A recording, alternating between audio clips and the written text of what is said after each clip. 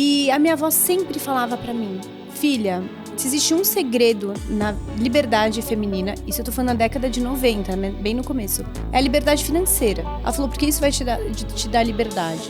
Não é o cliente tem sempre razão, mas você tem que trabalhar a autoestima do cliente pra ele estar sempre saindo daqui impecável. E não é de roupa, de beleza, de estética, e sim bem cuidado, bem tratado, olhando no olho. Ao longo da minha vida, eu conheci pessoas de diferentes comunidades, como dizem hoje, mas ao mesmo tempo, as que permanecem são as que têm os mesmos valores que eu. Esse podcast é um oferecimento da BMW, líder em mobilidade premium. Esse é o podcast Lugar de Potência.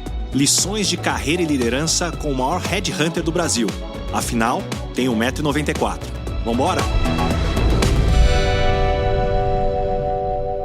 Hoje eu tenho o prazer de receber uma das pioneiras do marketing de influência no Brasil.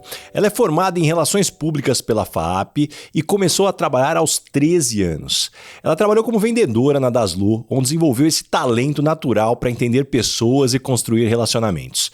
Em 2012, ela fundou a FIS, uma das primeiras agências especializadas em conectar marcas e influenciadores digitais do país. Em 2020, ela foi reconhecida pelo programa Global Women Women da UI como uma das empreendedoras de alto impacto do Brasil. Em 2024, expandiu sua atuação ao se tornar sócia da Voz, a agência focada em gestão estratégica de carreira na Creator Economy. Ela é reconhecida por sua visão inovadora, tendo acompanhado e antecipado muito das transformações do setor, das blogueiras aos criadores de conteúdo, do aspiracional ao infoentretenimento, dos macro aos micro-influenciadores. Agora, o que seu currículo não conta é que ela trabalha 16 horas por dia e não tem vergonha de admitir que às vezes ela se esconde no banheiro com uma tacinha de vinho quando precisa respirar, e com muita leveza ela ensina que equilibrar tudo é uma ilusão bonita que ninguém consegue sustentar. Um oferecimento da Heineken Zero. Beta, que honra ter você aqui no Lugar de Potência, seja muito bem-vinda. Ah, Baza, prazer é meu, é honrar. Não, primeiro eu amei essa introdução, eu acho que eu vou imprimir, grudar, sabe no banheiro quando você acorda meio borocochô? Mas muito obrigada pelo convite, sabe que eu tenho uma super admiração por você, que eu também reconheço muito sua trajetória, então é o maior prazer estar aqui com você muito hoje. Muito bom. E Beta, como eu sempre gosto do começo, aonde a cegonha te entregou? Que ambiente você cresceu? Olha, a cegonha me entregou... eu amo essa história, porque eu tenho mais 5 irmãos, quase todos de pai e mães diferentes. E a minha mãe se chama Luciana, meu pai já morreu, mas ele chamava Francisco, que é o nome do meu filho mais novo.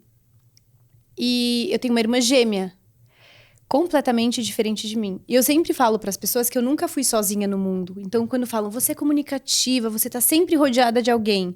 Falo, mas desde a barriga da minha mãe. Então, eu nasci aqui em São Paulo, numa família super não estruturada, porque eu nasci de avós separados, então sempre tive mulheres muito à frente na minha família. E quando eu nasci, eu já tinha um irmão de outro pai, e depois vieram outros irmãos. Então, somos em 6 irmãos, no total de 2 pais e 3 mães diferentes. Mas a gente é muito unido. Todos os pais e mães, todo mundo se dá muito bem. E eu acho que isso fez toda a diferença também na minha trajetória até hoje, sabe? Tem a parte libriana, de tentar a paz mundial. Mas tem isso do relacionamento também, saber que no final do dia, o que vale é a presença, muito mais do que a estrutura familiar e etc. A conexão, o amor. E me conta mais, como é que essa estrutura familiar não tradicional talvez até moldou sua... Eu acredito que somos em 6 irmãos completamente diferentes. E de diferentes idades, então tem de millennials à geração Z. E a gente se dá muito bem, cada um com a sua bandeira política, cada um com seu ideal de vida, mas os valores, a raiz, a cultura é muito parecida. Então, eu costumo dizer que, ao longo da minha vida, eu conheci pessoas de diferentes comunidades, como dizem hoje, mas, ao mesmo tempo, as que permanecem são as que têm os mesmos valores que eu. Então, eu acho que isso na minha família é muito importante, que é essa coisa da raiz do amor, assim, ninguém solta a mão de ninguém mesmo. Eu falo mal da minha mãe. Meus irmãos podem falar mal da minha mãe, mas ninguém fala mal da minha mãe. Então, desde sempre, essa parte do relacionamento, da construção, de você ter uma escuta ativa, O almoço em casa nunca foi um almocinho, era Santa Ceia. E pensa a quantidade de brigas que não tem até hoje, discussões em grupo. Então é muito legal isso, você aprender também a ter outras visões, né? Outras opiniões. E Beta, você passou rápido por isso, mas eu quero voltar aqui que eu sei que a tua avó Helena teve aí uma importância, figura fundamental. Que ensinamentos dela você ainda talvez vê ecoando nas suas decisões ou na forma como você enxerga a vida? Você sabe que a minha avó, quando eu nasci, minha avó já era separada do meu avô. E eles eram um casal muito tradicional, de uma família conhecida aqui em São Paulo e etc. E para mim sempre foi normal não ter famílias, né, tradicionais. E uma vez eu perguntei, demorou, tá? Minha avó demorou para se abrir comigo. Acho que na adolescência eu perguntei, vó, por que você se separou do meu avô? E ela falou, ele era muito legal fora de casa, mas dentro de casa ele era insuportável. Ele era grosseiro com a sua mãe, com seus tios. E quando eu vi, eu não tinha mais aquele apego a ele. E ela falava sempre pra mim. Eu comecei a trabalhar muito cedo, como você falou. Eu tinha 13 anos, eu fui trabalhar na Daslu logo que meu pai morreu. Porque a minha mãe já trabalhava lá. E eu tenho 2 irmãos por parte de pai que eu queria dar um suporte financeiro. Então, minha mãe falou, olha, estamos juntos, mas, né, dá seus corres também. E a minha avó sempre falava pra mim, filha, se existe um segredo na liberdade feminina, isso eu tô falando na década de 90, bem no começo, é a liberdade financeira. Então, junte seu dinheiro, e eu sempre fui assim, dessa de gostar de trabalhar, de vender chocolate, qualquer coisa que me desse dinheiro. Ela falou, porque isso vai te dar liberdade. E dava mesmo. Óbvio que você abre mão de muitas coisas. Então, eu lembro, eu com 14, 15 anos, as minhas amigas passando férias. Eu não tinha férias, porque eu trabalhava. Mas, ao mesmo tempo, quanto mais você consegue essa liberdade financeira, mais você se sente... te traz uma certa potência interna. Eu acho que esse foi um grande aprendizado da minha avó. Dela enfrentar todo mundo e completamente contra a maré da época, se separando do meu avô pela felicidade dos filhos e dela. Isso, com certeza, família. Ela era matriarca, ela é a irmã dela, que a gente também chamava de vó, que é a Aide. E, assim, ela sempre colocou família em primeiro lugar. Sempre, ambas. E elas eram melhores amigas, e as 2 matriarcas. Então, assim, eu tenho muitos primos, uma família gigantesca. Eu acho que é isso que eu quero passar para os meus filhos, sabe? E você já comentou, você foi trabalhar tão jovem na Daslu. Como é que foi entrar na Nárnia do luxo brasileiro, se a gente pode chamar assim? O que aquele universo te ensinou, seja sobre pessoas, poder, aparências? Eu acho que foi uma das maiores escolas na parte de relacionamento e comercial que eu tive, assim, sem dúvida alguma. Porque eu tinha 13 anos, eu comecei fazendo pacote, então fazendo as embalagens, montando os presentes. Hoje em dia eu sou um fiasco para montar presente, mas eu aprendi na época. E eu nunca me esqueço que todas as minhas gerentes, as minhas gestoras, obviamente eu comecei no pacote, fui crescendo, virei assistente de venda, depois virei vendedora. E era sempre, grave tudo sobre o seu cliente em primeiro lugar. Então eu tinha um caderninho, vários ao longo, né? Foram anos trabalhando lá. E eu tinha um caderninho que eu tinha, o Baza, ele é casado, ele tem um filho, ele trabalha em tal lugar, ele gosta da cor azul. Exemplos. Ele faz aniversário tal dia. Eu ia criando praticamente um CRM dentro do meu caderninho. Porque quando o Baza voltasse, eu já tinha tudo aquilo fresco. Porque era muito comum naquela época você agendar horário com a vendedora, né? Não é que você estava passando hoje, como é no shopping, entra e sai. Você tinha um horário para atender Você tinha um horário para atender a sua cliente, etc. Então, você se preparava antes. Eu aprendi muito a ter a leitura também, corporal sobre as pessoas, como elas se portam. Existe o status, óbvio, de como você se veste, com os acessórios que você está usando. E tudo isso foi uma grande lição, assim. Tinha uma parte, eu confesso que às vezes eu ficava um pouco assustada, que eu falava, mãe, eu ganhava muito bem, só que ao mesmo tempo, assim, o meu salário eu comprava 3 peças de roupa, sabe? Que uma cliente foi lá e comprou 100. Eu falava, mãe, meu Deus, eu tenho que fingir normalidade. Nossa, que linda essa peça. Mas eu acho que essa parte de CRM mesmo, que a gente usa tanto hoje em dia, a gente já tinha lá atrás, há mais de 20 anos, que eu já fazia, mas de uma forma manual. Eu adoro essas histórias, inclusive quando eu entrevistei a Nathalie Klein aqui no meu podcast, eu contei que uma amiga nossa que começou a carreira dela quando ela deixou de ser modelo e trabalhou lá na NK, ela também é a mesma dinâmica de anotar no caderninho, e ela me contou de uma estratégia que ela fazia com as clientes, de toda vez que uma cliente ia viajar, ela falava, me chama para te ajudar a arrumar a mala, que eu vou lá, não te cobro nada, e ela falava assim, eu anotava todas as roupas, as cores, porque aí quando chegava uma nova coleção, eu já falava, Nossa, olha, gênia. chegou essa peça, ela combina com a outra peça, tudo isso numa época que não tinha tecnologia, Não. então uma estrutura fantástica nessa dinâmica. Mas você também não acha, eu sou super a favor da tecnologia, eu acho que ela ajuda muito a gente, mas às vezes eu me sinto até com o cérebro quase atrofiado, e eu acho que vai ser uma tendência das pessoas se a gente não se desenvolver, porque tudo você põe em alguma inteligência artificial ou em algum site de pesquisa.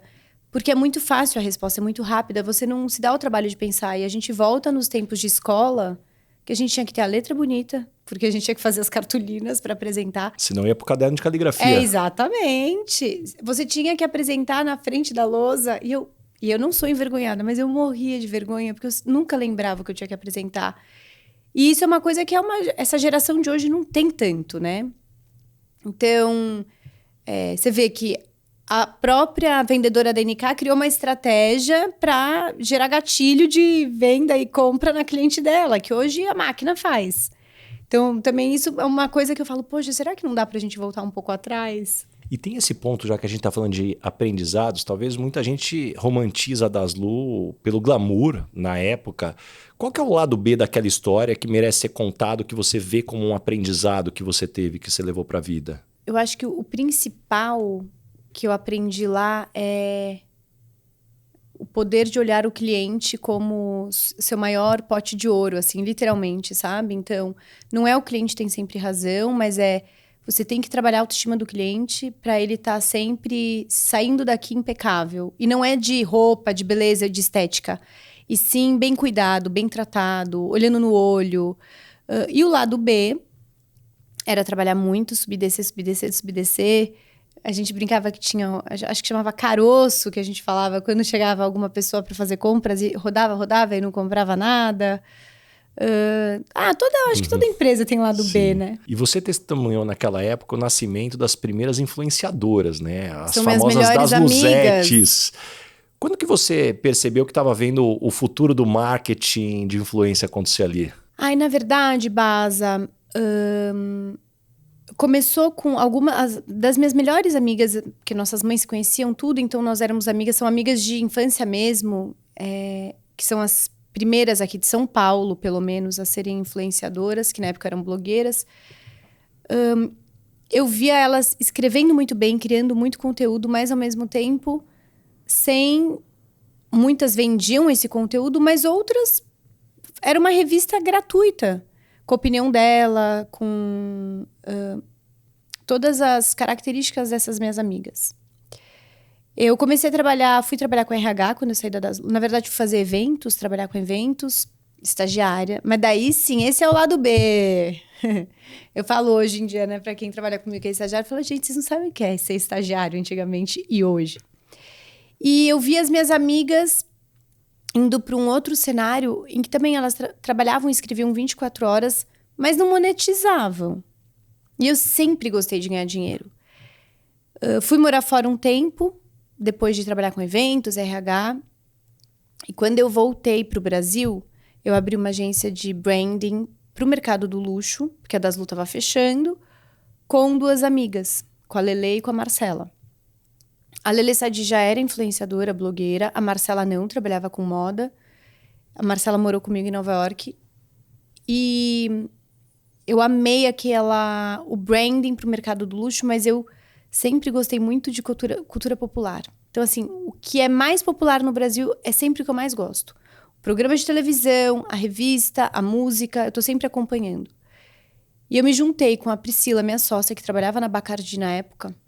E eu falei pra ela que eu queria vender o conteúdo das minhas amigas para marcas nos blogs.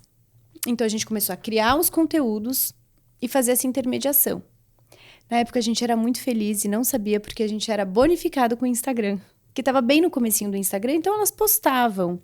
Depois veio o Snapchat, que tinha essa parte do instantâneo no vídeo e também na foto. Aqui no Brasil não passou, né? Virou mais Instagram, mas nos Estados Unidos ainda é super comum o Snapchat. Então, a gente veio acompanhando tudo. Eu acho que o grande start foi ver que as marcas estavam sempre com o mesmo tipo de propaganda. Elas não estavam falando com cada pessoa de uma forma única. E eu tinha 15 amigas blogueiras usando o mesmo produto de formas diferentes. E eu acho que isso que me encantava. Qual história que cada uma delas vai contar? Sem tirar aliás, dando total mérito a elas. Hoje eu até falo que se fosse antigamente, eu gostaria de ter tido um blog, porque eu gosto de escrever, eu gosto de falar. E é uma forma muito genuína de você se comunicar. E tenho visto a tendência dos blogs ressurgindo também, mas quase como um canal próprio de entretenimento. Não só uma edição ou um veículo, mas como um canal. E no meio desse caminho, me conta mais, como é que foi convencer a Priscila, tua sócia, a largar a estabilidade de uma multinacional para no início vender o almoço para comprar janta? Era exatamente o que eu falava para ela.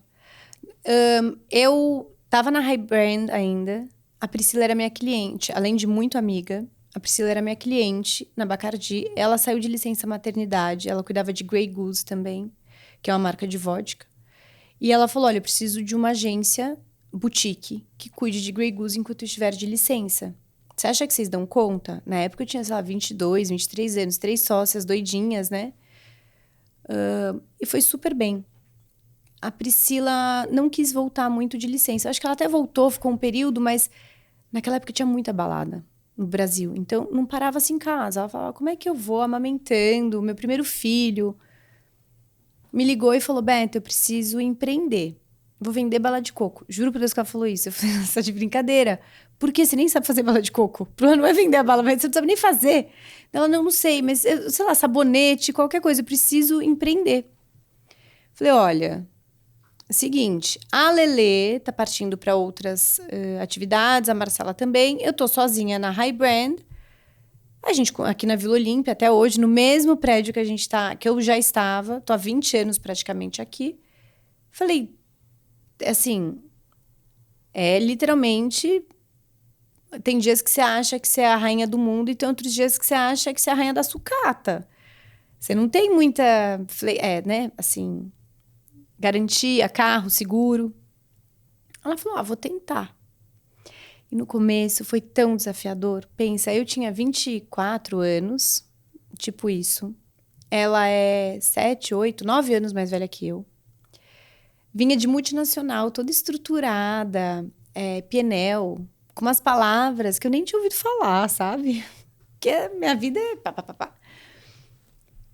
O que ela me chutava embaixo da mesa em reunião pra eu ficar quieta, pra eu não falar besteira, era muito engraçado. A gente ainda vai escrever um livro, eu e ela, por causa disso. Porque a gente tem muitas histórias de pessoas completamente diferentes. Mas, de novo, daí volta ao começo da nossa conversa sobre a cultura. Com valores muito parecidos. Então, hoje é como se fosse irmã mais velha e irmã mais nova que se juntaram numa certa idade. Eu tenho meus filhos, ela os dela. Mas, na época, ela tinha filho. Eu não tinha nem casado. Eu era baladeira. Ela ficava com o olho desse tamanho. Ela é mais baladeira que eu hoje em dia. E olha que eu sou baladeira. Mas era assim, acho que é o risco. Eu não sei se eu tomaria. Ela foi corajosa. Mas eu sou empreendedora. Empreendedor sempre toma risco. E nesse negócio, vocês acompanharam a evolução. Blogueira, influenciador, creator. Qual que é a próxima transformação que está chegando e talvez ninguém está vendo? Eu acho que os agentes de inteligência artificial, sem dúvida, e para os próprios influenciadores. Não é a criação do conteúdo pelo ChatGPT apenas. A gente não sabe mexer no ChatGPT. Então, dentro da agência, a gente tem feito muito curso e muita consultoria, tem isso até para alguns clientes, de criação desses agentes. O que a gente pode apoiar nossos clientes sem ser o básico que todo mundo está acostumado, o prompt básico.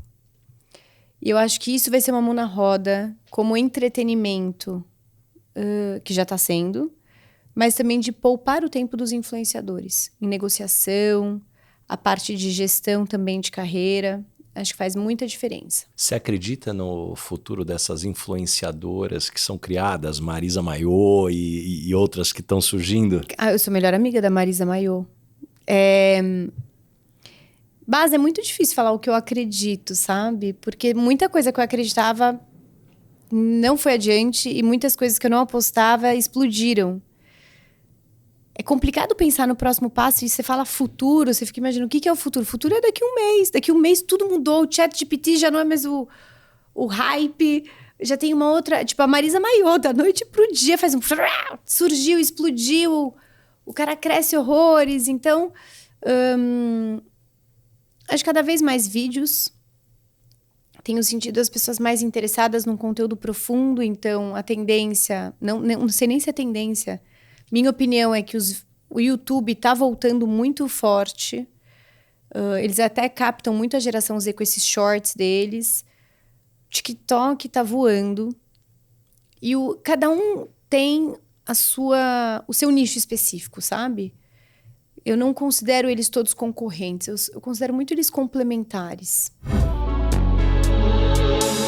Você se envolve com as histórias, experiências e aprendizados que eu compartilho aqui em cada episódio?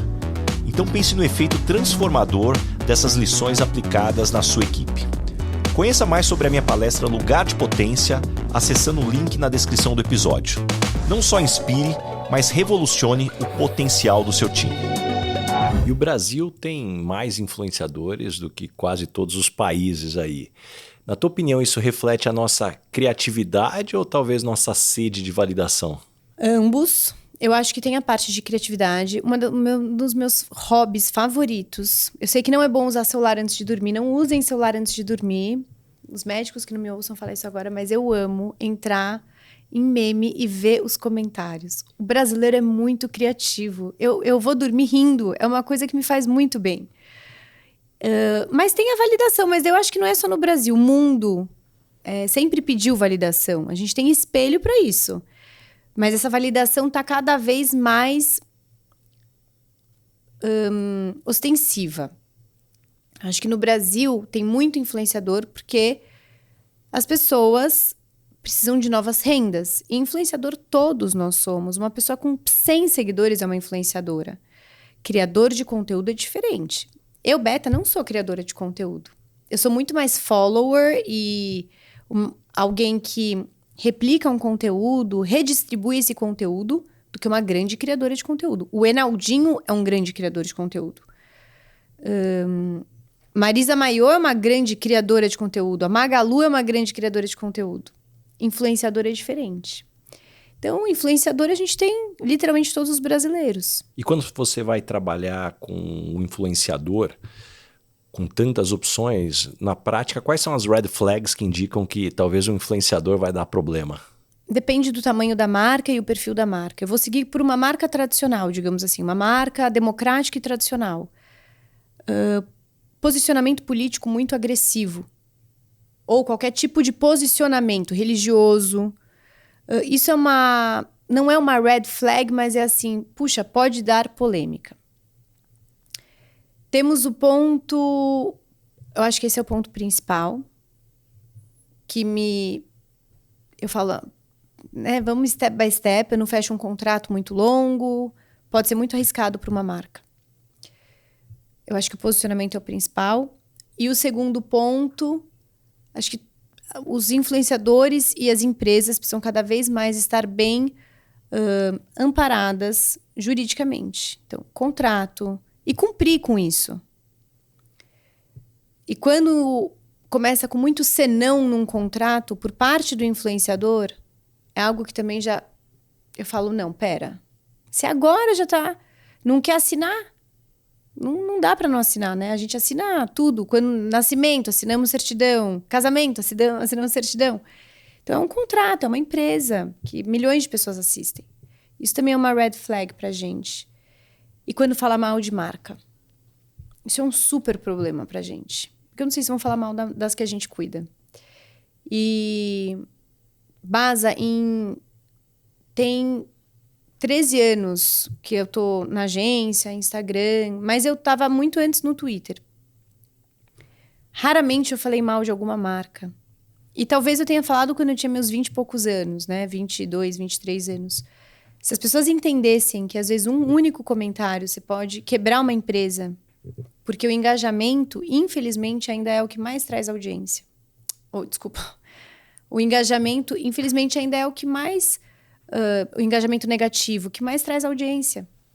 Então, as pessoas querem, sabe? A briga. Sangue. Eu falo que é igual o acidente na estrada, que Todo faz mundo trânsito, não para. aconteceu nada, só furou o pneu, mas tá todo mundo parado. É um pouco isso. Às vezes não é nada e vira algo muito grandioso que pode destruir família, empresa.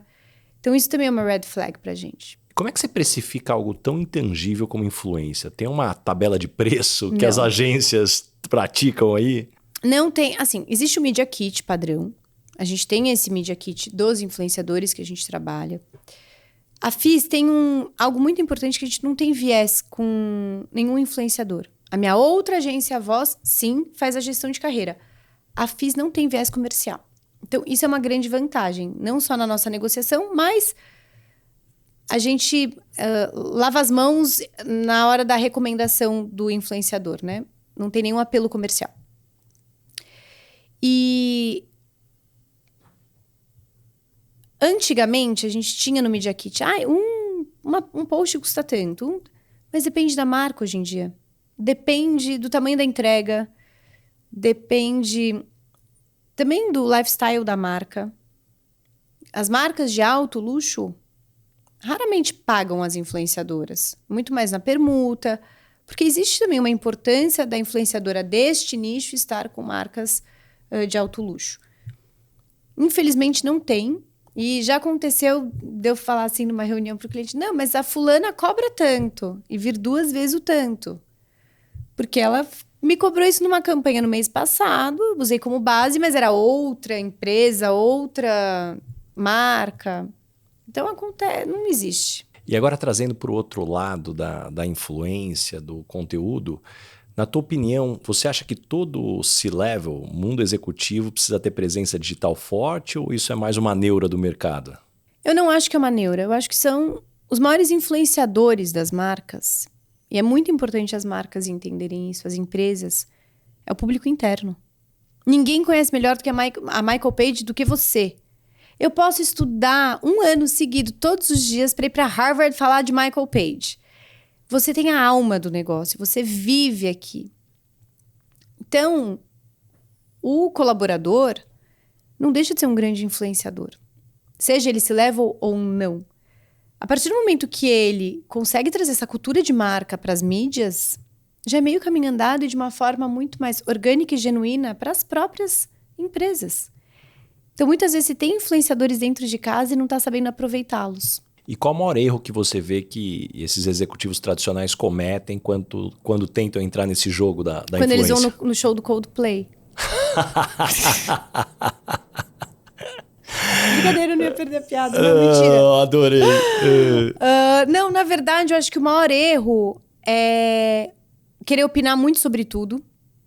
Ninguém sabe sobre tudo. Eu não sei sobre tudo, você não sabe sobre tudo. A gente está sempre aprendendo. Ou não ter consistência. Eu sou assim no LinkedIn, tá? Eu assumo minha meia-culpa, não dou conta de tanta rede social, tanto trabalho, família, etc. Mas a consistência faz muito parte do jogo. Não é consistência, é constância. É fazer, não todos os dias, mas que seja a cada 3 dias. E de um assunto que você tenha propriedade. Que você estude para isso. E não sair palpitando como se você soubesse de tudo. Eu amo ver no LinkedIn que todo mundo é CEO de alguma coisa. Ou CEO, ou CTO. Founder. Tem 2 pessoas, você e sua mãe. Eu sou founder, CEO. Eu ri com a Priscila hoje, porque me ligaram na agência e falaram, quero falar com a Roberta, o que você faz? Eu falei, sou da área de atendimento e comercial. Aí as meninas que trabalham comigo começaram a rir e falaram, não, você fundou a FIS. Eu falei, não, mas eu trabalho, não fui fundadora e saí. O meu trabalho é na área comercial e atendimento. Então, acho que as pessoas também precisam começar a falar coisas mais leves, sabe? Eu tenho curiosidade da vida de quem é esse level. Não só da empresa, mas do dia a dia. Como que é trabalhar? Qual foi seu estresse do dia, sem citar nomes ou situações que possam colocar sem ir no show do Coldplay, por exemplo? Mas quais foram as situações que você passou, os aprendizados? Eu amo ver esse level homem falando sobre paternar. Eu acho muito legal, porque é a visão deles também. E nós mulheres, às vezes, a gente fala, porque o homem, né, não sei o quê. Mas eles também têm um olhar, vocês, né, têm um olhar muito diferente do nosso. Eu gosto de me colocar no lugar dos homens também. Eu sou meio mandona, enfim. E já que a gente entrou nesse tema, Beta, você lidera uma agência aí, 99,9% feminina. Como que isso aconteceu e o que isso muda, talvez, na dinâmica do negócio? Aconteceu de forma muito natural, Baza, porque o mercado de influenciadores, principalmente quando começou o Instagram, essa coisa da imagem, é muito estético. Então, era difícil você ter tantos homens postando. E aí, quem tinha mais interesse em consumir aquilo eram as mulheres.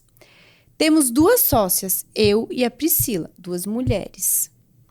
A Priscila passou por muitos momentos que foram constrangedores na vida dela de profissional do mercado corporativo. Eu também passei, eu trabalhei com entretenimento sertanejo, que é mundo mais masculinizado que esse, né? E a gente falava, cara, a gente tem que aproveitar a oportunidade para dar chance para outras mulheres crescerem com a gente. Foi até por isso que a gente entrou no Winning Women. Porque a FIS era composta por mais de 50% das fundadoras mulheres. Tinha um time, mais de 50% feminino também.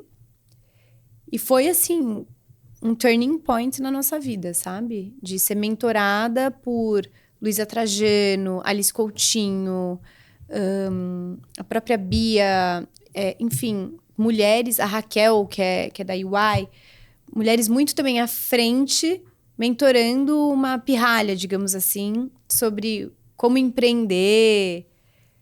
Então, foi um projeto muito especial. A FIS continua... A gente tem 3 homens que eu amo, até porque precisa de um balanço. Tem dias que eu falo, pelo amor de Deus. E todo mundo fica de TPM junto, né? Porque os ciclos se misturam, então se unem, enfim. Mas é muito legal você ver mulheres, meninas que foram minhas estagiárias, hoje como gerentes de marcas grandes, dentro do marketing, e vendendo marketing de influência com muita potência, sabe? E Beta, vamos trazer agora um outro lado aqui, porque quem te acompanha sabe do que eu vou falar aqui. Como é que surgiu o #BetaDeusa? E quando que você percebeu que tinha criado um personagem talvez até maior que você? Conta um pouquinho aqui para quem tá nos escutando. Eu morro... Você sabe que eu tenho muita vergonha? É verdade, juro pra você. Eu sei que eu uso isso, mas as pessoas falam, Deusa! Juro. Começou porque, na época que o Instagram começou, eu fazia foto na frente do espelho. E eu sou super alta, eu tenho 1,56 m, pós-pilates. E aí, eu sempre usei o humor meio como uma defesa na minha vida. Seja em momentos difíceis, não importa. E antes que as pessoas me zoassem, porque era uma pessoa de 1,56 m, baixa estatura, tirando uma foto na frente de um espelho, toda patriçoca, eu falava, nossa, gente, para que Gisele Bündchen chegou, mas eu tô uma deusa, tá maravilhosa. E hoje em dia eu olho e falo, mas olha esse batom snob, que era um batom que a gente usava antigamente. Eu falava, mas não tinha como tá deusa. Mas virou meio que na piada. E por eu não ser modelo, né, de ser alta, acho que as pessoas não levaram no... Nossa, ela tá se achando. Sempre tem algum desavisado que acha que é isso, mas tudo bem também. Hoje em dia eu tenho um pouco mais de vergonha, mas é que isso começou, eu tinha 22 anos, 21 anos, sei lá. Agora eu tenho 38, já deu. Mas eu continuo usando. Ô Beta, eu não quero deixar de passar aqui que você comentou rapidamente. Puxa, você foi para Nova York muito nova, né? O que Nova York te ensinou sobre você mesmo que talvez você não descobrisse se não tivesse ficado lá, fora da sua zona de conforto? A primeira coisa foi a independência emocional. Porque... Eu tenho a minha irmã gêmea que eu contei pra vocês, que é a Vivi, que é o amor da minha vida, minha alma gêmea. Não tem nada a ver comigo, loira de olho azul, completamente diferente. E a minha irmã sempre foi muito independente. Com 4 anos, ela viajava. Naquela época não tinha celular, não tinha nada. Não tinha mal telefone. Com as amigas. E eu grudada na saia da minha mãe. E minha mãe quase implorava para eu dormir fora de casa. Eu não conseguia, porque eu tinha quase o meu ninho. Tive uma desilusão amorosa horrorosa. Tinha uma grana guardada. Tinha, obviamente, a minha mãe. Tipo, I got your back, sabe assim? 2 amigas, uma já estava morando em Nova York, e a Helena, que é uma outra amiga que hoje em dia tem marca, tudo, e também é uma grande influenciadora, me ligou, acho que falou, tô indo morar em Nova York. Eu falei, quando? Ela, semana que vem. E eu contei pra minha mãe. Isso eu acho que era, tipo, sei lá, um domingo, uma terça. Minha mãe falou, vai. Eu falei, como assim? Ela falou, vai, eu compro a passagem, vai, só vai. Chegando lá, você vê o que você faz. E eu nunca tinha ido para Nova York. E eu passei pelas maiores experiências, assim, de... saindo da barra da saia da mamãe. E eu não tô falando nem financeiramente, eu tô falando emocionalmente. E ficar longe. Óbvio, a gente já tinha telefone, mas... tinha Nextel na época. Lembra do... Né, quase, essa geração nem sabe o que era, mas era o máximo. Eu adorava irritar as pessoas com apito, sabe? Então, eu acho que essa parte emocional Nova York me fez muito bem. A mistura de culturas. Então, cada canto que você vai tem uma história muito incrível. Não que São Paulo seja diferente, né? Mas a gente anda menos. Infelizmente, a gente anda menos aqui. Porque a gente não tá aqui a passeio também. Nossa, e tudo lá é consumo. Isso era uma coisa que eu amava, mas me assustava. Mas tudo se compra e se vende numa rapidez... E era o sonho americano, né? Assim, né? Todo mundo... Essa velocidade também foi algo que me... É a cidade que nunca dorme mesmo. E você, há muito tempo, desde essa época, eu sei que você tem um caderno de gratidão. Eu tenho. Me conta um pouquinho mais, como transformar a gratidão em combustível quando o mundo tá pegando fogo. Eu vou até te mostrar uma coisa. Além do caderno da gratidão, isso é uma dica que eu queria dar. Obviamente, eu tenho aqui pendências, eu tenho esse grupo, mas... Tá vendo esse que tá escrito aqui? Você tem um grupo com você mesmo escrito só coisas positivas beta, é isso? É isso. Muitas vezes, você tá ao longo do dia e tem algo que aconteceu com você e você vai esquecer. Então, antes do meu caderno da gratidão, eu criei esse caderno porque eu sempre fui muito reclamona. Eu sempre reclamei muito. E a minha mãe sempre falava. Só que eu achava que era coisa chata de mãe. E... eu comecei a ver que eu reclamava, mas eu tinha muito para agradecer. Eu precisava... Para minha autoestima, eu precisava imprimir aquilo. Então, eu tinha que repetir. E quando você escreve, você coloca uma lista de coisas no seu dia e você vê que uma foi ruim e que essa única coisa negativa é capaz de destruir 15 coisas positivas. E eu coloco no meu caderno...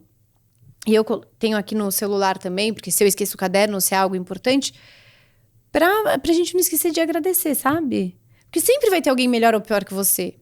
Esteja na média que já tá ótimo. E eu tenho esse hábito há, sei lá, 20 anos, mais ou menos. Eu não deixo de tirar a maquiagem e de escrever no meu caderninho. São as 2 coisas que, assim... E rezar também. São muito importantes pra mim. Faz muita diferença... no meu dormir. Ou não dormir, porque eu também tenho insônia, mas faz diferença. E como é que você concilia a beta que quer acumular riqueza com a beta que busca evolução espiritual? Não existe equilíbrio disso. Eu sou a pessoa mais consumista do mundo também. Eu adoro o Mercado Livre, eu sou a maior consumidora, eu sou acionista do Mercado Livre. Na verdade, eu acho que uma coisa é você querer acumular riqueza sem algum tipo de valor, sem algum tipo de retorno à sociedade. E outra coisa é você querer trazer cada vez mais bons estudos para os seus filhos, como é meu caso. Você querer estudar. Eu tô sempre estudando. Toda hora eu tô fazendo algum curso. Paro no meio muitas vezes. E utilizar isso de uma forma que você consiga retribuir para a sociedade. Então, uma das minhas metas, que eu ainda vou tirar do papel, é sobre mulheres... dessa parte de independência financeira. As mulheres e os homens, mas mais as mulheres, a gente parece ter um pouco de vergonha de falar que gosta de dinheiro, sabe? E não é dinheiro a qualquer custo. Você só quer ter o seu dinheiro para você ter liberdade. Então, eu nunca tive vergonha de falar que, sim, eu sou super capitalista, digamos, mas não é esse capitalismo feroz. Mas eu gosto, e não é acumular. É saber que lá na frente eu vou poder ser uma velhinha sarada, com uma velhinha ótimo, né? Com uma qualidade de vida boa, que eu vou poder ficar num hospital bom. E a minha avó tinha programado a vida dela inteira para ela ter, entre aspas, dinheiro. Claro, ela ficou super bem até o final, mas vivendo muito bem até os 70 anos. Porque na época que ela era jovem, 70 era o auge. A minha avó morreu com 93. Então ela falava para mim, filha, junta mais do que você tá imaginando. Porque se eu tô durando até tudo isso, imagina você. E é ter uma qualidade de vida, é você poder se dar alguns benefícios e luxos. Não só o básico. Eu acho que isso é ganhar dinheiro. E a parte de evolução espiritual... É engraçado você estar me perguntando isso, Baza, porque já fui em trocentos podcasts e nunca me perguntaram isso. Sempre fui muito apegada à religião, todas, ecumênica. Umbanda, candomblé, espiritismo, música gospel, evangélica, católica, todas eu já fui. Todas. Eu amo aprender. Judaísmo. E há muito tempo, todo mundo que eu converso, que é muito espiritualizado, fala, você tá num ano, entrando num setênio, você precisa procurar, ou saindo de um setênio, eu não entendo muito disso. A sua espiritualidade. Eu falava, mas olha quanta religião eu tenho. E de um ano pra cá, quase um ano, do meu aniversário, que foi em outubro do ano passado pra cá, eu encontrei a resposta que eu mais precisava, que a espiritualidade é minha, e não é a crença. É algo muito mais energético, quase que quântico, do que uma religião. Então, eu tenho o maior prazer em consumir, guardar dinheiro, pregar o bem, fazer meu caderninho da gratidão, dar umas explodidas, gritar com os meus filhos. Porque eu acho que isso que é espiritualidade, sabe? É algo muito interno. E Beta, tem um ponto que você também, eu vejo que você destoa talvez do que eu vejo a maior parte das mulheres muitas vezes reclamando ou com dificuldade, que é de fazer networking, de se conectar com pessoas, de manter essas relações. E poxa, você está sempre em eventos, conectada, aprendendo. Como que esse framework, seja de que eventos que você vai, com quem você vai se conectar, e no freestyle tem estrutura? Conta um pouquinho pra gente aí dessa caixa preta. Baza, eu sempre falei que o grande segredo para o networking é ser uma via de mão dupla. E o grande mal de quem quer fazer networking é achar que vai tirar vantagem com alguma relação. E eu sempre me conectei com as pessoas para entender a história de vida delas. Então, a primeira vez que eu te conheci lá no South By, eu quis saber a sua história, ou a história de quem estava do seu lado, ou de quem te dá liberdade para você também não ser entrona. E você vai se conectando. Sobre o framework, eu tenho alguns eventos ao longo do ano que eu amo e que eu acho muito legal. Que são eventos que você se conecta muito bem com outras pessoas, independente de esse level ou é estagiário. Não, é muito mais... Eu gosto de ouvir histórias. Mais do que do que a carreira dessas pessoas, eu acho que a história de vida delas me encanta mais, né? Os pormenores. E tem os eventos das minhas trocentas amigas, que eu me confirmo em 5 e eu me obrigo a passar em 5, às vezes eu passo em 6. Um exemplo, amanhã eu tinha marcado com 5 amigas a gente tomar uma cerveja depois do trabalho. E eu mandei pra elas, gente, eu preciso ir na missa. Vocês topam trocar o bar pela igreja? Elas, credo, mas o que houve? Aconteceu alguma coisa? Acho que isso é o ato de você se relacionar, você tem que ser muito genuíno. Bom, no final das contas, das 5, 4 vão à missa. Amanhã uma vai ficar segurando mesa no bar. Pra gente poder se encontrar. Mas você ter um interesse pelo outro, pela história do outro. E prospectar evento. Às vezes um evento muito pequenininho é muito mais interessante do que um evento trendy.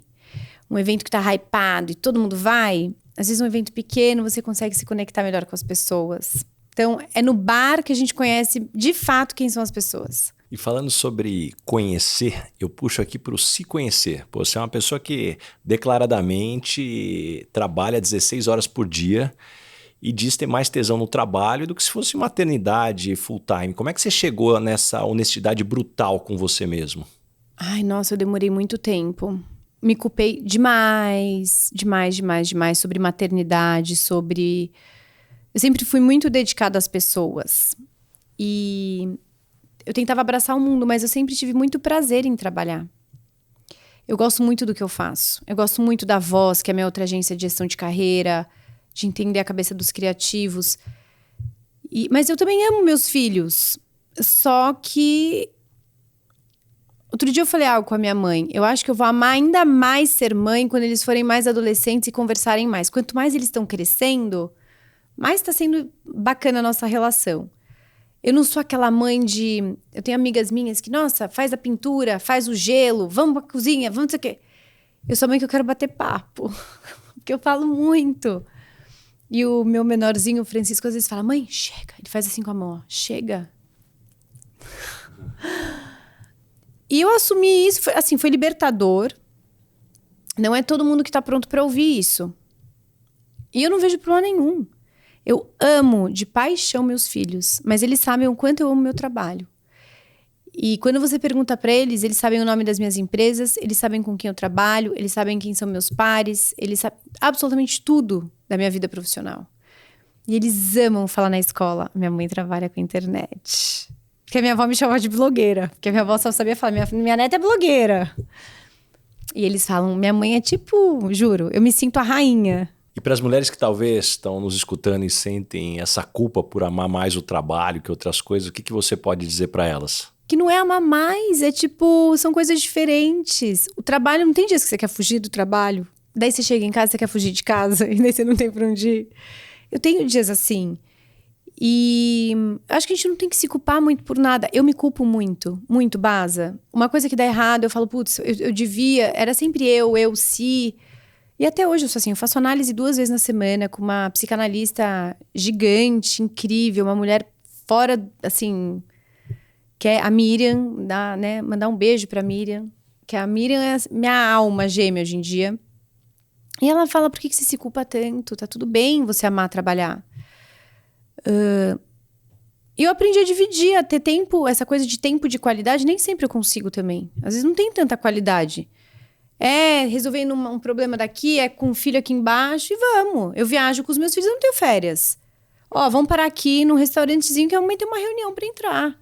Essa é a minha vida. Aonde eu me apego? Eles me escolheram no universo, eu escolhi eles. Ponto, a culpa diminui. Mas a gente vai se culpar sempre. E, Beta, apesar de todos os desafios, eu sempre te vejo num baita astral. Qual que é teu ritual quando você acorda aí com o pé esquerdo, as coisas não tão legais? Eu acordo muito com o pé esquerdo. É porque quando eu começo a aparecer, já passou o pé esquerdo, direito 2 vezes. Mas, primeiro, de tudo. A primeira coisa que eu faço quando eu abro o olho, às vezes eu tenho pesadelo, tudo, mas é agradecer. Eu falo, meu Deus, eu tô viva. Já começa meio daí. Eu sei que é utópico falar isso, mas é muito real. Mas eu tenho um momento porque minha alma vai voltando pro corpo. E nesse momento eu não quero falar com ninguém. Eu sou uma pessoa insuportável, pareço um pincher. Depois que isso passa, eu tomo meu cafezinho, faço minha academia, volto. Meu ritual é quase meio que padrão de todo mundo. Não gosto de fazer academia. Acho chatérrimo. Eu vou à força, porque eu fico lendo estudos sobre musculação e é por isso que eu faço academia. Mas eu não tenho muito um ritual. Tem uma coisa só que eu falo pra todo mundo. Eu arrumo a cama todos os dias. Eu não consigo sair da minha casa com a cama desarrumada. E se alguém arrumou, por exemplo, a Tânia que trabalha na minha casa, se ela arrumou minha cama enquanto eu tô sei lá, levando as crianças, qualquer coisa do gênero, não, eu preciso dar meu toquezinho final, sabe? Porque senão parece que eu não arrumei. Então, eu sou uma pessoa que eu não tenho tantas manias, mas eu tenho alguns hábitos que me fazem sentir estar viva. Arrumar a cama é um deles. Você tem alguma técnica para sair de uma vida no automático, já que você faz tanta coisa? Surtar? Dar uns gritos? Chorar dentro do box do chuveiro? Tenho várias técnicas. Outro dia eu tava chorando no banheiro da agência. O cliente quer falar com você. Eu falei, agora eu não posso, eu tô chorando. Eu acho que... dá uns gritos mesmo. Eu não tenho... Eu adoro ler todos os livros de autoajuda. Eu tento implementar. Mas às vezes só um grito funciona. Botar a cabeça no travesseiro, socar o travesseiro. Porque a gente tem raiva também, né? A gente tem ódio. Então eu não tenho, assim, técnica pra sair dessa rotina. Mas eu amo me juntar com os meus amigos. Não importa. Pra dançar, ir em show e tomar uma cerveja, caipirinha, um drink. Pode até não ser alcoólico. Mas, né, às vezes é bom também. Eu gosto muito de sair. E como é que tua voz interna fala com você? É uma voz que te dá porrada, te acelera, Você te tá acalma? muito louca. A minha voz fala, você é muito louca. Você é sério, você é muito louca. Às vezes eu mesma começo a rir e falo, meu, de onde que eu tirei isso? Que maluca. Como que você vai dar conta? Você fechou 4 programas na mesma hora. E eu chego, eu sou pontual, eu sou super certinha. A minha voz interna... Outro dia eu falei isso pra uma pessoa, ela ficou assustada. Eu falei, cara, se eu morresse hoje, sabe, check? Eu quase fiz check em tudo na minha vida, tem assim. bucket list pendente aí. Não. Beta, qual que é o seu maior sonho? Não tenho. Tenho ambições, Mas eu não tenho assim, quero ser, quero fazer. Cara, eu me sinto tão completa. E eu acho que meu maior sonho tem a ver com isso que eu falei da independência feminina. Que eu ainda vou realizar. Mas que daí é um legado, é mais do que um sonho. É meio que um propósito, sabe? Esse podcast tem um oferecimento de Michael Page, líder em recrutamento e seleção de executivos no Brasil e América Latina. E Beta, chegamos agora no momento Headhunter. Qual que é a pergunta que você sempre faz nas entrevistas para contratar alguém pro seu time? Eu sempre pergunto pra pessoa... Na verdade, eu não pergunto, eu só falo... Eu quero saber a sua história de vida, eu não quero saber nada profissional. Isso não é julgar, eu pensei que você ia perguntar signo, alguma coisa muito diferente. Imagina. Não, é porque acho eu me que interesso a história... muito por isso. Mas você sabe que a história, para mim, é um dos principais elementos. Talvez eu já tenha falado isso em alguma entrevista aqui, porque para mim, me interessa menos aonde você chegou e muito mais da onde você partiu. Porque de onde você partiu e da onde você está, me diz a distância que você teve que percorrer e os perrengues que aconteceram no meio do caminho. E isso para mim é um baita do elemento. Acho que a história diz muito. E outro dia eu até contratei uma menina. Eu sou péssima de RH, tá? Eu acredito em todo mundo. A pessoa fala, eu já tô apaixonada. Eu sou libriana. E outro dia eu entrevistei uma menina, não tinha ninguém para entrevistar, mas era para área de atendimento. E eu falei, olha, contei rapidamente sobre a agência e falei, me conta sobre você. Daí ela terminou de falar. Eu falei, tá, você tá contratada. Dela, não, mas eu não te falei a minha carreira, né? Assim, eu falei, não, mas tá tudo bem. Até porque cada empresa é uma empresa, tem sua metodologia. Você vai ter algum tipo de adaptação. É igual um novo filho, igual um novo relacionamento. Você vai se adaptar. Mas a história, a bagagem que você carrega pra mim é muito importante. Eu acho muito legal o que você está trazendo, que claro, a tua história, por onde você passou, diz sobre habilidade, sobre resiliência, mas tem uma pegadinha em recrutamento que eu costumo brincar, que o currículo é um bicho estranho, né? Porque ele é muito mais uma lista do que você não quer fazer mais do que o que você quer continuar fazendo. Pensei nisso, é verdade. É difícil alguém olhar no currículo, nossa, que legal a minha história, quero fazer tudo de novo. Não, eu quero fazer novas coisas. Com certeza. E muitas vezes a gente insiste de ficar olhando só para essa história, querendo replicar ela para frente. Essa é uma das grandes armadilhas. Nunca pensei nisso, mas é super verdade. E eu acho que também tem até um pouco a ver o currículo da pessoa. Eu amo o inglês intermediário. Aí você fala, what's your name? Responde. Você fala alguma outra frase, Daí você fala, não é intermediário, é iniciante, ou né, qualquer coisa. Mas a história que você quer contar ali no papel, qualquer um conta. É tipo Instagram, é tipo TikTok, é tipo YouTube. A gente precisa... Isso é um desafio que eu me coloco todos os dias. Pensa, Baza, que eu passo em torno de 8 horas por dia em rede social. Isso porque meu celular avisa. Todo dia eu recebo aviso, tá na hora de desligar, eu ignorar. Porque eu preciso descobrir novos talentos, eu preciso entender os novos conteúdos, formatos e etc. A cabeça dá uma pirada. Porque você vê ou todo mundo muito feliz, ou muita gente muito diferente de você, que daí você julga como esquisita. E não, eu também sou esquisita pra ele, se ele é esquisito pra mim. E eu acho que o currículo tem um pouco disso também. É a medição de régua, sabe? Quem é mais importante? Ah, porque eu fiz isso, aquilo. Quanto você fez? E no final do dia, eu falo que eu uso muito, quase isso do currículo, de você antes de julgar e analisar, ponderar, se você vai contratar ou não a pessoa, é a mesma coisa com rede social. As pessoas estão julgando muito, as pessoas estão comentando, palpitando muito, e as pessoas estão ponderando menos quem está ali atrás. E cada vez mais a gente vê uma comparação triste e que envolve entretenimento, mas mais que isso, envolve pessoas. Não são veículos, são pessoas por trás daqueles perfis. E que tipo de pessoa não dá certo trabalhando com você? Ai, gente de mal com a vida, bicuda, sabe? Ah, nossa, eu só reclamo, só que eu reclamo rindo. Eu me auto-zoo reclamando. Ai, que você tem que pisar em ovos. Eu tenho esse meu jeito espalhafatoso. Eu sou um pincher, mas às vezes sou meio... como é que chama aquele cachorro que não é o labrador? Ah, enfim, tipo um labrador que é meio brincalhão. Eu tenho esse estilo. Mas muita gente não entende. Então, eu também preciso cada vez mais me atentar à minha fala, às minhas brincadeiras. Não é todo mundo que entende. Eu tenho, às vezes, uma brincadeira meio quinta série. Não é todo mundo que entende. Mas eu não gosto de pessoas que são de mal com a vida. Que estão lá para bater cartão. Você vai entrar, vai ser a hora que você quiser. 9 às 6, não importa. Mas, putz, faz valer a pena seu dia. Outro dia eu falei na agência, falei, minha gente, isso aqui é um velório. Bora, liga a música, abre uma cerveja. Eles assim, ó, o que aconteceu? Deu a louca nela. E o que você gostaria de perguntar pro Baza? Qual que é o seu esporte favorito, Baza? Isso é estranho, porque meu esporte favorito... Bom, eu já tentei muita coisa, até porque nada eu achava habilidade. 1,94 m sem habilidade, o nome disso é desengonçado. Foi como eu fui identificado. Na educação física eu sempre ia pro gol, porque não dava lá. No basquete, no vôlei, até me escolhiam, depois ficavam irritados, porque essa altura não servia para tanta coisa.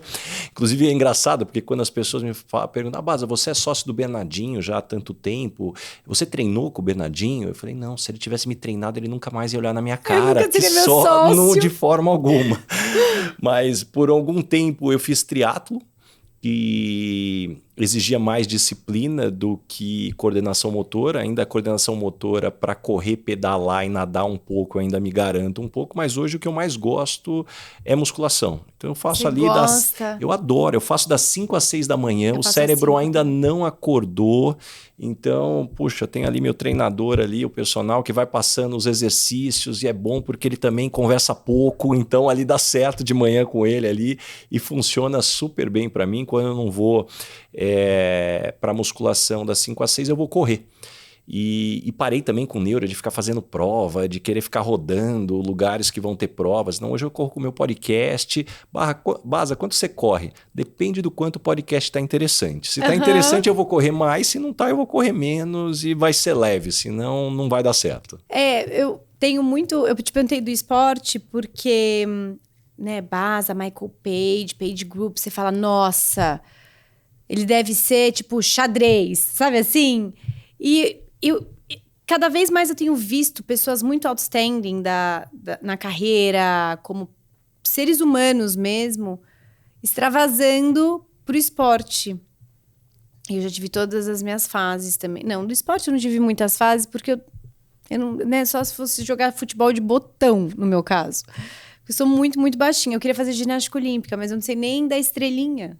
Nunca vou ser da Ilha dos Santos, não. Rebeca Andrade. Mas eu acho interessante, porque a maior parte das pessoas muito bem-sucedidas focam em esporte. É uma forma de desopilar, é uma forma de você se reconectar. E eu adoro, isso sim, acordar cedo. Amo, odeio dormir tarde. Eu durmo tarde. Mas eu amo dormir cedo. Eu gosto de festa que acaba cedo, tudo que acaba cedo. Eu não consigo dormir tarde, tanto que quando a gente vai jantar com um grupo de amigos, chega um determinado horário, o pessoal já começa a brincar, ó, mexe no mouse que o Baz entrou em descanso de tela. Porque eu já começo a ali parar. Muito bom, mexe no mouse, eu vou usar isso sempre. É a melhor coisa. E Beta, chegamos agora no momento, dona Ângela. Complete a frase. Eu sou esquisita por quê? Ai, porque eu sou louca? Sei lá. Por que eu sou esquisita? Porque eu falo muito, porque eu rio. Não, tem uma coisa minha, mas que tem muita. Eu fico nervosa, eu rio. Vou em velório, dou risada, faço meus comentários, momentos tristes ou tensos. Às vezes eu tô em reunião de cliente, quero rir. E ele tá todo sério olhando pra mim, eu tô me concentrando, não posso olhar pra ninguém. Mas eu sou esquisita. Eu vou te falar por quê. Porque parece que eu tenho 18 anos há 20 anos. Eu me sinto com 18 anos, Baza. Meus filhos falam, mãe, você não tem mais idade pra isso. Eu falo, claro que eu tenho. Você tem minha altura, você também não tô falando da sua altura. E qual foi o maior perrengue, situação engraçada que você já passou no mundo corporativo? Nossa, eu e a Priscila, a gente teve nós tivemos algumas. Mas teve uma vez que a gente estava numa reunião, era uma empresa familiar, tinha um senhor sentado, e esse senhor desmaiou. E eu e a Priscila, a gente achou que ele tinha falecido. Só que só tava eu, ela e o senhor na reunião. E a gente carregou o senhor desmaiado. É sério essa história. E deixamos ele num sofá. Daí eu falava, Priscila, será que ele faleceu? Eu começava a rir, a Priscila começou a chorar. Porque ela falou, ai, ele era tão educado. Eu falei, não, mas não sei. Como é que sente o pulso? Mas vocês estavam na empresa que ele trabalhava? Estávamos na empresa. Uma reunião, eu, ela, ele. Tinham mais 2 pessoas que se levantaram, acho que na época, para pegar uma maquete, um projeto. E ele ficou. E ele apagou. Ele fez assim, ó. E eu e a Priscila, a gente... Só que eu entro em pânico, daí eu começo a querer rir. Tipo, só de eu lembrar da situação, eu quero rir. E eu não conseguia carregar ele, porque eu sou uma gnoma. Eu sou minúscula. E ele era grandão, mais forte e tudo. Bom, no final deu tudo certo. Era normal ele ter esses episódios, só que ninguém nos avisou. E Beta, caminhando agora pro final, o nome desse podcast é Lugar de Potência. Qual que é o teu lugar de potência? Que tipo de situação, ambiente pode jogar que você brilha? Putz, eu acho que situação... eu acho que pra bater papo, eu sou ótima pra bater qualquer tipo de papo. Do bar ao velório, digamos assim, é um lugar que eu brilho. Eu me conecto muito bem com as pessoas. E com muito com as mulheres também, assim. Eu tenho muita empatia pelas histórias de vida. Mas onde eu brilho mesmo... Putz, tem que perguntar pra minha mãe. Não faço ideia, Baza. É difícil a gente falar coisas boas da gente, né? Olha aí, mais um exercício pra eu fazer. E me conta uma verdade que as pessoas não costumam dizer e, na sua opinião, é fundamental para se ter sucesso. É que você vai ter que, às vezes, assumir muitas coisas com culpa e paciência. Você não tem opção. Que você não vai estar todos os dias a fim de trabalhar, que trabalhar é chato, que às vezes você quer mandar as pessoas para aquele lugar,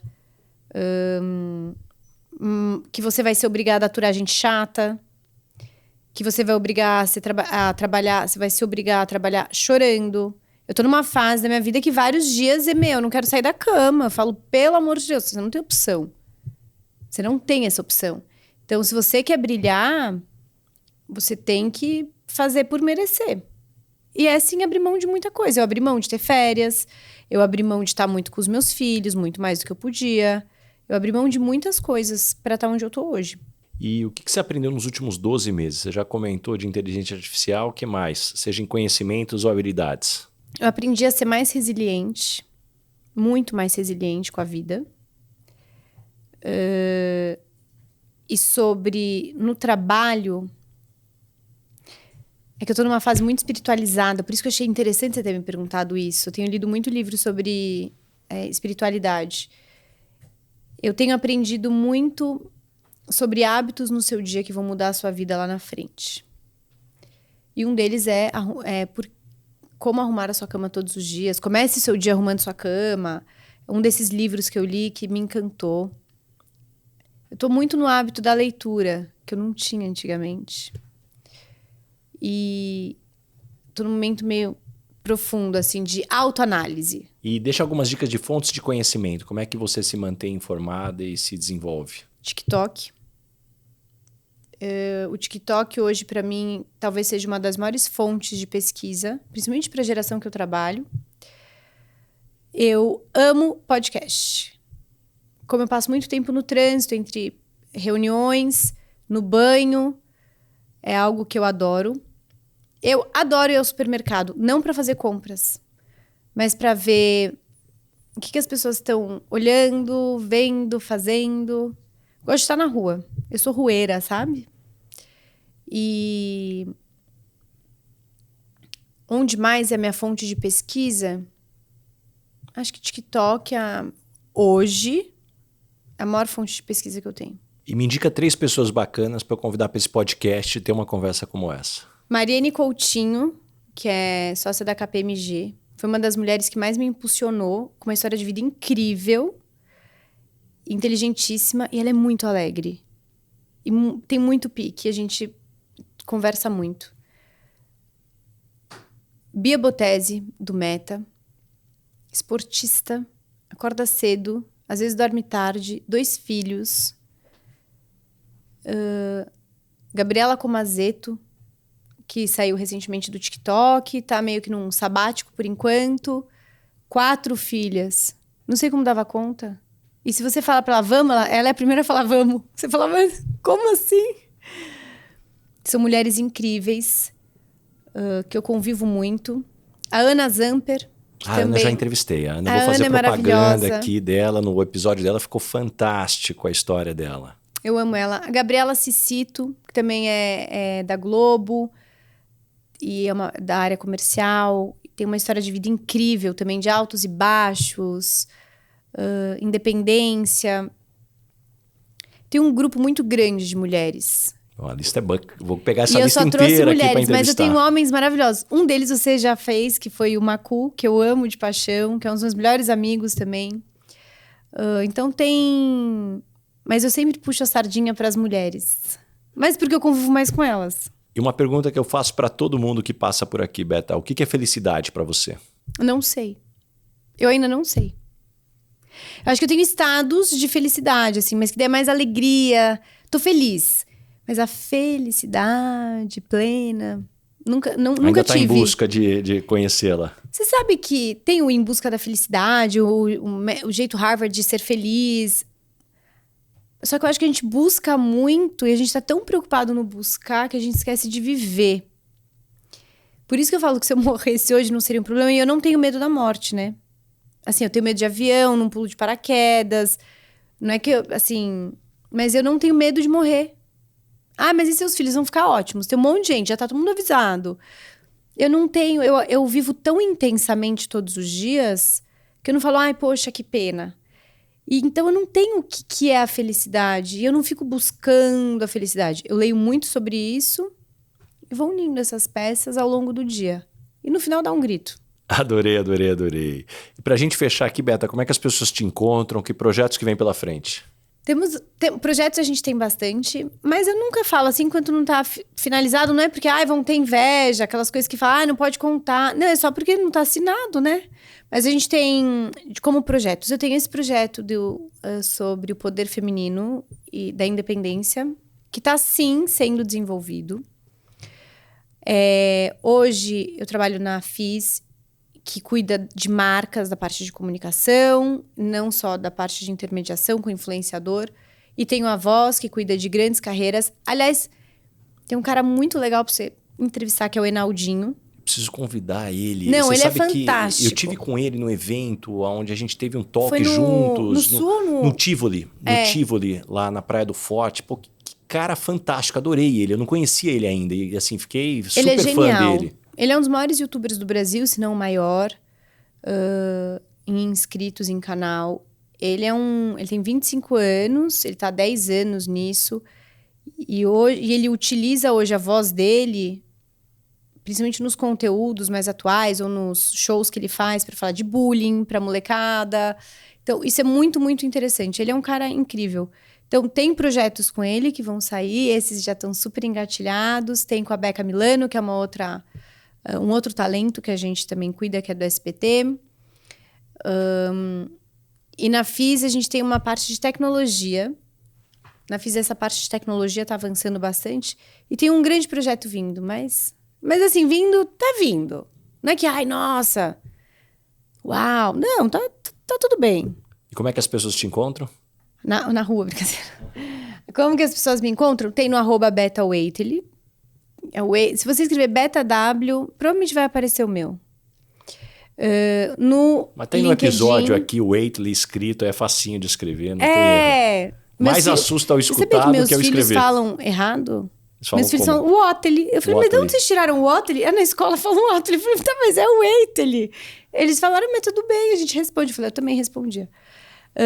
No Instagram, no TikTok eu sou mais voyeur, digamos assim. Eu gosto muito de pesquisar, mas não posto tanto. No LinkedIn, também BetaWaitely. Ou por e-mail, roberto@agenciafis.com.br. Como quiserem. Eu tô sempre disponível. Muito obrigado mesmo. Que demais ter você aqui. Que bom que deu certo a gente casar as agendas aqui. Eu tenho certeza que todo mundo que nos escutou aqui saiu com páginas e páginas de anotações, muitos insights, muitas lições. Aliás, quem está nos escutando já aproveita para compartilhar esse episódio com todos os amigos. Muito obrigado mesmo. Eu que te agradeço. Eu acho que o mais importante que eu poderia dizer, é agradecer, né? Que a gente tem que agradecer muito. E hoje eu vou colocar vocês todos no meu caderninho da gratidão. Mas a gente entender que o que se leva da vida é a vida que a gente leva, sabe? Então, vamos tentar ser... E não é... Eu também grito e choro, mas vamos buscar a felicidade, tentar ser feliz e não se obrigar a isso. Ninguém é feliz o tempo todo, que nem é em rede social. Adorei. Beta, obrigado demais. Adorei esse papo. Foi um prazer. Valeu.